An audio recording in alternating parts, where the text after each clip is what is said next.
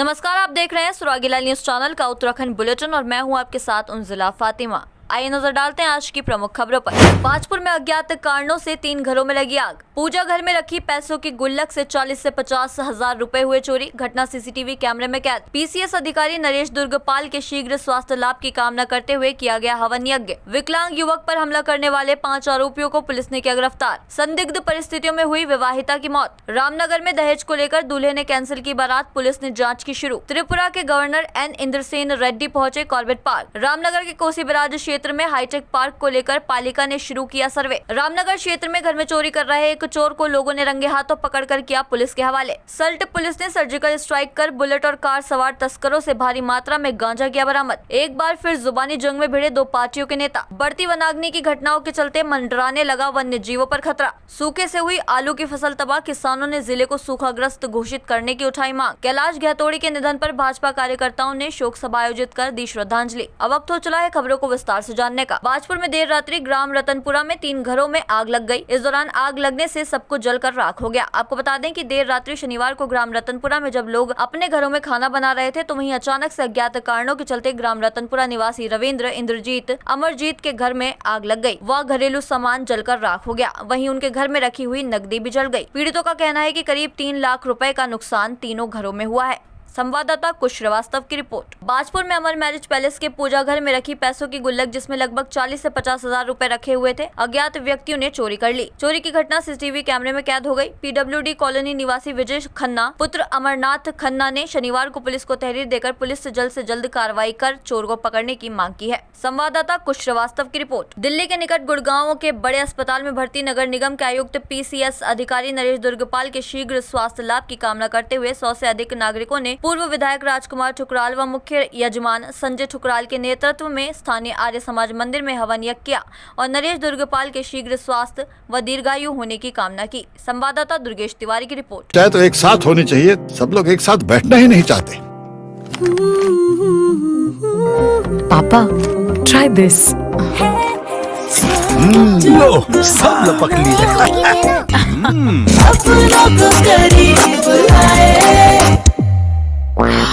ये क्या हाल कर दिया है रूम का? बस कल से चाय मेरे रूम में। देवर पर नमकीन। अधिकारी बहुत देखे, लेकिन रुद्रपुर नगर निगम के नगर आयुक्त हमारे एमएनए साहब श्री नरेश दुर्गापाल जी, जो बहुत ही कर्तव्यनिष्ठ हैं, जिनके बारे में कभी कोई पाप, कोई अनाचार, कोई बेईमानी की बात हमने आज तक सुनी नहीं। और इस बार लोकसभा के चुनाव में उन पर इतना लोड हो गया कि उनको ब्रेन हेमरेज की नौबत आ गई। आज वो जीवन और मृत्यु में संघर्ष कर रहे हैं और गुड़गांव के बड़े हॉस्पिटल में एडमिट हैं। उनका एक बड़ा ऑपरेशन भगवान राम की कृपा से बहुत सफल हो गया है। अभी एक ऑपरेशन श्री नरेश दुर्गापाल जी का और होना है। हम सब लोग उनके स्वास्थ्य लाभ की कामना करते हैं। परम पिता परमात्मा से एक ही विनती करते हैं, जितने लोग भी आज यहाँ पर आए हैं, हमने जितने भी सत्कर्म किए आज तक, हे मेरे प्रभु, हे मेरे परम पिता परमात्मा, हमारे एमएनए साहब को जो कि कर्तव्यनिष्ठ हैं, एक सरकारी पीसीएस अधिकारी हैं, उनको भगवान शीघ्र ठीक कर दे, स्वास्थ्य लाभ मिले उनको। और इस कामना के साथ आज इस पवित्र आर्य समाज मंदिर में सबने पूरी निष्ठा के साथ भगवान से प्रार्थना करते हुए इस महान हवन यज्ञ का आयोजन किया है कि उस महामनीषी जैसे अधिकारी, पीसीएस अधिकारी, कर्तव्यनिष्ठ अधिकारी, ईमानदार अधिकारी श्री नरेश दुर्गापाल जी को भगवान शीघ्र ठीक कर दे, उनको स्वास्थ्य लाभ हो, उनके परिवार को हमेशा तरक्की मिले। और ऐसा व्यक्ति जिसने आज तक अपने अधिकारियों का, जिनका वो सबॉर्डिनेट है, उनकी बात को कभी टाला नहीं और हर काम को बखूबी अंजाम दिया। हर सरकारी काम को जो शासन के हित में है, जो जनहित में है, उन कामों को श्री नरेश दुर्गापाल जी ने अंजाम दिया। मैं उनके कामों को किच्छा एसडीएम के रूप में और रुद्रपुर एमएनए के रूप में अथवा देहरादून, मंसूरी, जहाँ जहाँ हो रहे, उनके कामों को मैंने देखा है। और ऐसे अधिकारी के लिए हम सब लोग भगवान से कामना करते हैं, हे मेरे परमपिता परमात्मा, ऐसा महामनीषी, ऐसा यशस्वी अधिकारी बहुत जल्दी उसको स्वास्थ्य लाभ मिले और वो संपन्न हो और वो दीर्घायु रहे, स्वस्थ रहें, चरमोत्कर्ष पे रहें, पल्लवित रहें, पुष्पित रहें, ऐसी भगवान के चरणों में प्रार्थना। रुद्रपुर में चौकी क्षेत्र स्थित आचार्य मंदिर में लगे मेले में एक दिव्यांग युवक पर धारदार हथियार से हमला कर गंभीर रूप से घायल करने के मामले में सिडकुल चौकी पुलिस ने 5 नाबालिग आरोपियों को हिरासत में लिया है। एसपी सिटी मनोज कत्याल ने मामले का खुलासा करते हुए बताया कि 2 मई को पीड़ित नंदू मेले में घूमने आया हुआ था। मेले में 5 नाबालिग भी घूम रहे थे। इस दौरान किसी बात को लेकर दोनों पक्ष के बीच झगड़ा हो गया। इस दौरान एक नाबालिग ने चाकू से नंदू पर हमला बोल दिया, जिसमें नंदू गंभीर रूप से घायल हो गया। संवाददाता दुर्गेश तिवारी की रिपोर्ट। एक व्यक्ति को चाकू मार के कुछ लोगों ने गंभीर रूप से घायल कर दिया था। इसमें पुलिस ने त्वरित कार्रवाई करते हुए जो घायल व्यक्ति है उसको हॉस्पिटल पहुंचाया और जहां पे उनको प्राथमिक उपचार दे करके हायर सेंटर के लिए रेफ़र किया गया था। वो अभी वहां पर अंडर ट्रीटमेंट हैं और फिलहाल उनकी स्थिति जो है पहले से बेटर है। और दूसरी तरफ इस घटना को एक चैलेंज के रूप में लेते हुए इस घटना के अनावरण के लिए CO पन्नगर के नेतृत्व में टीमों का गठन किया गया था, जिसको SHO पन्नगर और चौकी इंचार्ज सिडकुल लीड कर रहे थे। उन्हें इलेक्ट्रॉनिक सर्विलेंस और मैनुअल इंटेलिजेंस गैदरिंग दोनों ही चीज़ों का सहायता से इन 5 अक्यूज्ड जो थे उनको चिन्हित करने में सफलता हासिल की। और जब वो आइडेंटिफाई हुए तो ये पता लगा कि सभी नाबालिग हैं, तो उसमें नियमानुसार विधिक कार्रवाई जो है वो की जा रही है। और इसमें जो घटना कारित करने के लिए वेपन यूज़ हुआ था वो वेपन भी हम लोगों ने रिकवर कर लिया है। और इसमें जो कांस्टेबल वहाँ ड्यूटी पर तैनात थे, PSC के कांस्टेबल प्रदीप हैं, तो उनको भी हम लोग मैन ऑफ द मंथ के लिए रिकमेंड कर रहे हैं, क्योंकि उनके द्वारा बिल्कुल कोई भी समय न गवाते हुए तत्काल उन्हें हॉस्पिटल पहुँचाया गया पीड़ित को, जिससे कि उनकी जान बचाने में हमें सफलता मिली। हाँ, इसमें आरोपी सभी जो है उनकी उम्र काफ़ी कम है और जो पीड़ित हैं वो बालिग हैं। उधम सिंह नगर जनपद के दिनेशपुर में संदिग्ध परिस्थितियों में विवाहिता की मौत हो गई। सूचना पर पहुंची पुलिस ने मृतका के शव को कब्जे में लेकर पोस्टमार्टम के लिए भेजा है। वहीं मृतका के परिजनों के द्वारा ससुराल पक्ष पर हत्या का आरोप लगाया गया है। रुद्रपुर के एसपी सिटी मनोज कत्याल ने बताया, पोस्टमार्टम रिपोर्ट सामने आने के बाद ही मौत के सही कारणों का पता चल पाएगा। उसके बाद ही आगे की कार्रवाई की जाएगी। संवाददाता दुर्गेश तिवारी की रिपोर्ट। कल रात हमें सूचना मीमो के माध्यम से प्राप्त हुई, जो कि हॉस्पिटल से मिला था हमें। तो उसमें यह जानकारी में आया कि एक महिला हैं जो विवाहिता हैं, उनकी मृत्यु हुई है और उनकी शादी को क्योंकि 4 वर्ष हुए हैं अभी, तो इसमें जो पंचायतनामे की कार्रवाई है वो मजिस्ट्रेट महोदय के द्वारा की जा रही है। और इसमें साथ में जो भी आगे पोस्टमार्टम जो है वो नियमानुसार कराया जाएगा और इसमें जो भी फैक्ट्स आते हैं सामने उसके हिसाब से अग्रिम विधिक कार्रवाई की जाएगी।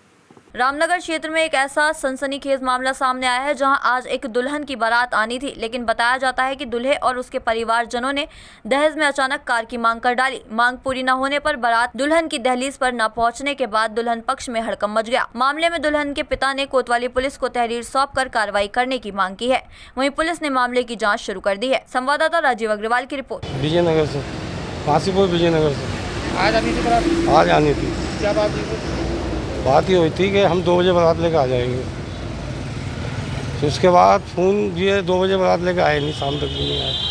बोले कि लौंडा शेरवानी लेने गया हुआ है, बारात आई नहीं। 5 बजे हमने फ़ोन करा कि वो लौंडा मिल ही नहीं रहा। हम 5 बजे ही बारात नहीं आई। दहेज कितना दिया था, कब दिया था? दहेज हमने 1 तारीख को दिया था। स्प्लेंडर गाड़ी दी थी और सब सामान दिया था, washing machine, fridge, cooler, mixie machine, जितना सब दहेज में सामान होता, सोफा सेट, बड़ी अलमारी, घर बेच के दिया था मैंने सर। तो आप क्या मांग कर रहे हैं? अब वो बड़ी गाड़ी की मांग कर रहे हैं, 4 पहियों की। थाने में रिपोर्ट दी है? हाँ दी है सर। चाहे तो एक साथ होनी चाहिए, सब लोग एक साथ बैठना ही नहीं चाहते। पापा, try this. लो सब लपक लिए।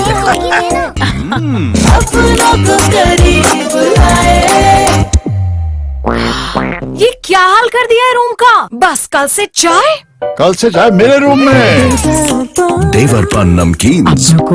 देखिए, वो लड़की पक्ष वाले अभी थाने पर आए थे। उन लोगों ने हमें बताया कि काशीपुर से जो है हमारी लड़की की शादी जो है थी आज यहाँ बैंक्वेट हॉल में, और बारात आनी थी। हमने 600-700 लोगों का जो है खाना भी यहाँ पर बनाया था। कुछ मेहमान लोग आकर के जो है खाना भी खा के गए, परंतु जो है काशीपुर जो बर पक्षी की तरफ से ये उनके द्वारा जो है दूरभाष से अवगत कराया कि हम जो है फूल उड़ल के मतलब गाड़ी जो है की आवश्यकता है हमें, जब आप हमको देंगे तो तभी हम बारात लेकर के वहाँ आएंगे। एक तहरीर उनके द्वारा जो दी गई है उसमें जो है हम जांच कर रहे हैं, जो भी तथ्य सामने आएंगे उसके अनुसार आगे की कार्रवाई की जाएगी। त्रिपुरा के गवर्नर एन इंद्रसेन रेड्डी रामनगर पहुंचे। त्रिपुरा के गवर्नर एन इंद्रसेन रेड्डी एक दिवसीय दौरे पर विश्व प्रसिद्ध जिम कॉर्बेट नेशनल पार्क के सबसे चर्चित जोन ढिकाला पर्यटन जोन पहुंचे, जिसके बाद वह कल वापस त्रिपुरा को निकलेंगे। इसी बीच रामनगर आगमन पर पुलिस प्रशासन अलर्ट मोड पर दिखाई दिया। वहीं जब गवर्नर का काफिला निकला उस वक्त क्षेत्र में 0 जोन घोषित कर दिया गया था। संवाददाता राजीव अग्रवाल की रिपोर्ट। रामनगर में कोसी बैराज क्षेत्र की लगातार बढ़ रही लोकप्रियता को देखते हुए नगर पालिका प्रशासन द्वारा यहां पर एक और नया पार्क विकसित करने का निर्णय लिया गया है। पार्क निर्माण को लेकर पालिका के अधिकारियों ने इस क्षेत्र का सर्वे शुरू कर दिया है। इस संबंध में जानकारी देते हुए नगर पालिका के प्रभारी जेई नाजिम हुसैन ने बताया कि कोसी बैराज के डिग्री कॉलेज के समीप बहने वाली नदी के किनारे इस पार्क का निर्माण किया जाएगा। संवाददाता राजीव अग्रवाल की रिपोर्ट। मैं नाजिम हुसैन, जेई नगर पालिका। आज हम यहाँ पर बैराज के पास में हमारे जो प्रभारी अधिकारी जो आजकल एग्जाम सर हैं एवं अधिशासी अधिकारी नगर पालिका के निर्देशों के क्रम में यहाँ पर एक पार्क बनाने का प्रस्ताव दिया गया है। इसके क्रम में आज हमारे द्वारा यहाँ पर सर्वे किया जा रहा है।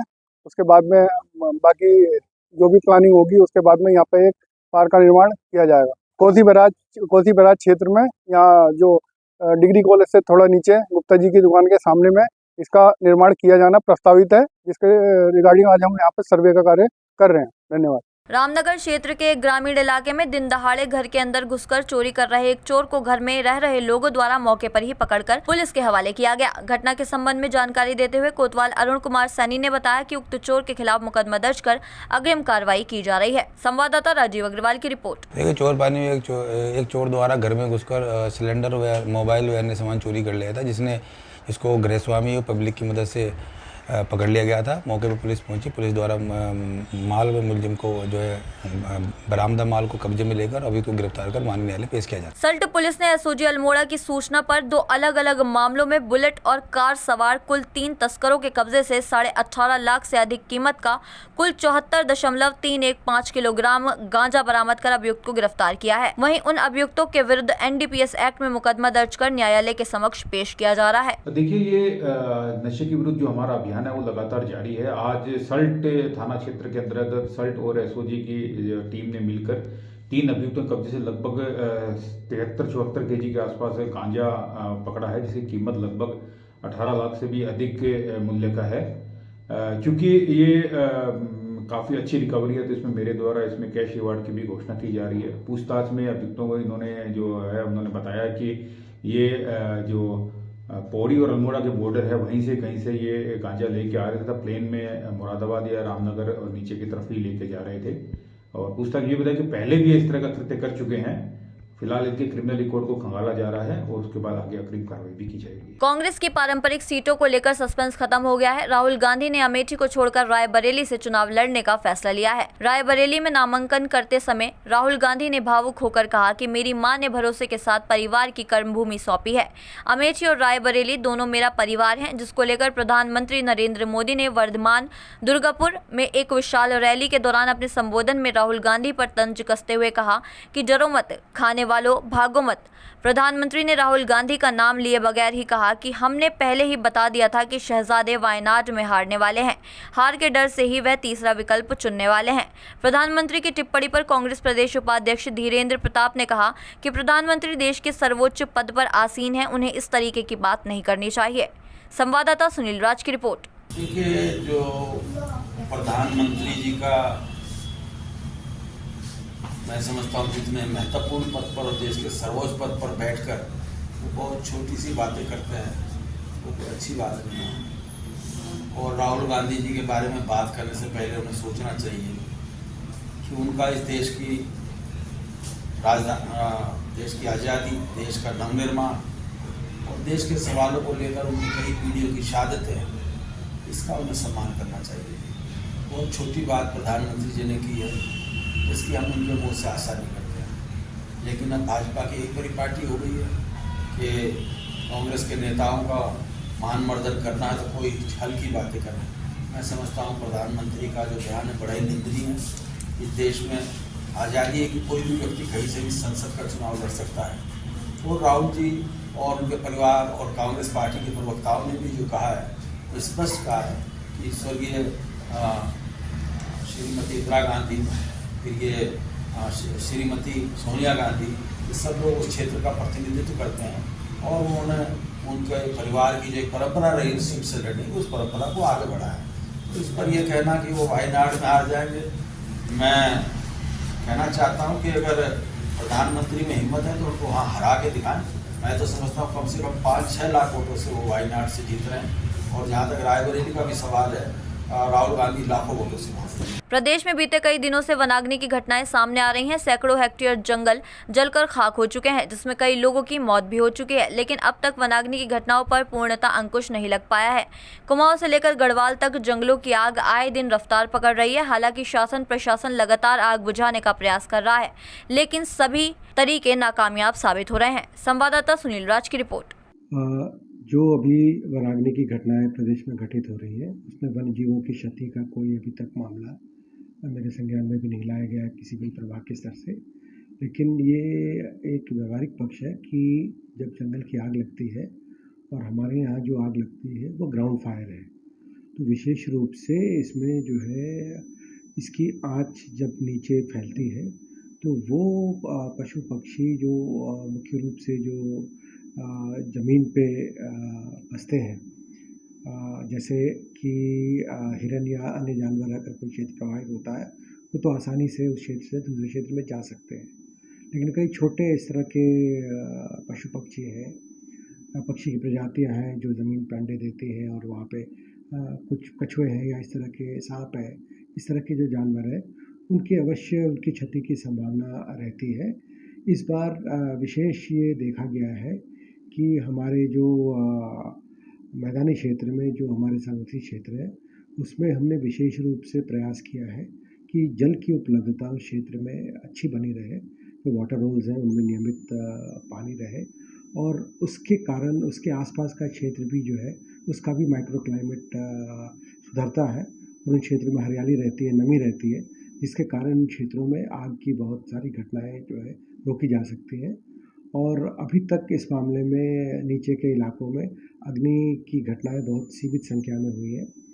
जहाँ तक वन्यजीव क्षेत्रों का प्रश्न है तो जो केदारनाथ वन्यजीव प्रभाग है वो मुख्य रूप से उसमें अग्नि की दुर्घटनाएं अवश्य संख्या के हिसाब से अधिक है अपेक्षाकृत, और उस पर भी ये देखा गया है कि जो आबादी से लगे हुए क्षेत्र हैं उन्हीं क्षेत्रों से आग फैल रही है। तो हमारा पूरा प्रयास है कि ऐसे क्षेत्रों में स्थानीय समुदायों की मदद से आग का जो फैलाव है उसे इस प्रकार नियंत्रित किया जाए कि वो सार्वजनिक क्षेत्र में किसी प्रकार का नुकसान नहीं। चाहे तो एक साथ होनी चाहिए, सब लोग एक साथ बैठना ही नहीं चाहते। पापा, try this. लो सब लपक लिए।